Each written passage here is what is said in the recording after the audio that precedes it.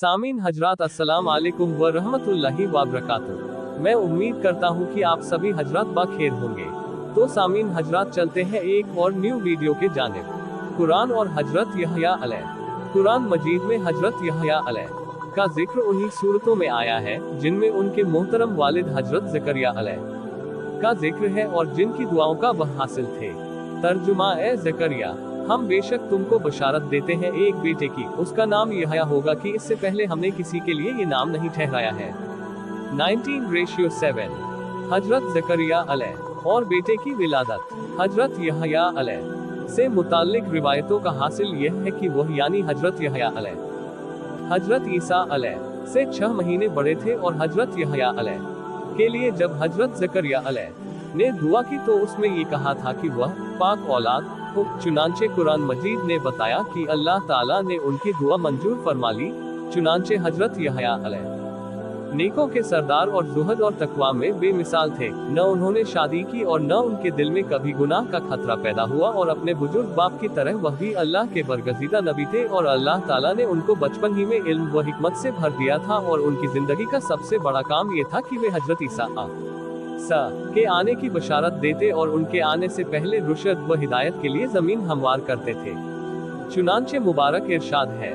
तर्जुमा, बस ज़करिया जिस वक्त मस्जिद में नमाज अदा कर रहा था तो फरिश्ते ने उसको पुकारा, ए ज़करिया, अल्लाह तुमको एक फर्जंद यहया की खुशखबरी देता है जो अल्लाह के कलिमा ईसा की बशारत देगा और वह अल्लाह की और उसके बंदों की नज़र में बरगजीदा और गुनाहों से बेलौस होगा और नेकों में से नबी होगा। 3:39। तफसीरी नुक्ते।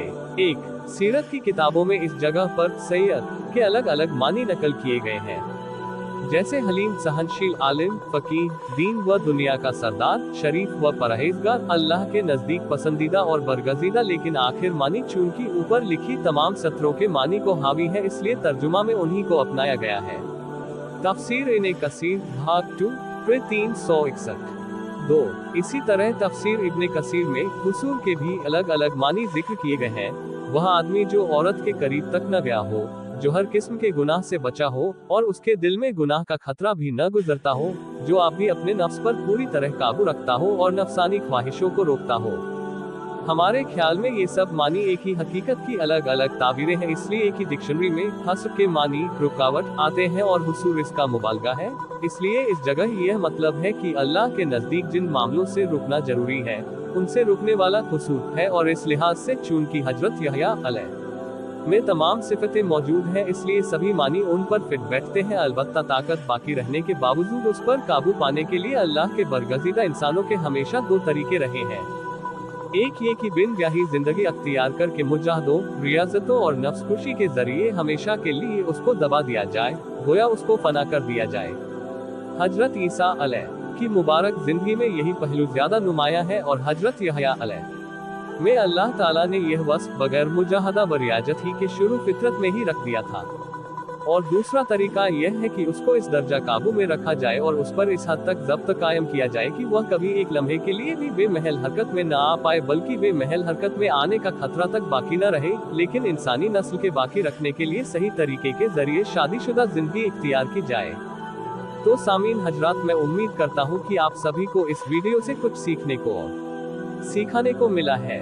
तो सामीन हजरात, इस वीडियो पर आप सभी लोग से गुजारिश है कि इस पर आप लोग अमल करें और हाँ, ऐसे ही वीडियो को देखने के लिए मेरे चैनल को लाइक करें, शेयर करें, कमेंट करें और सब्सक्राइब करें और हाँ, बेल आइकन को जरूर दबाएं ताकि ऐसा ही वीडियो आप लोगों तक सबसे पहले पहुंचे।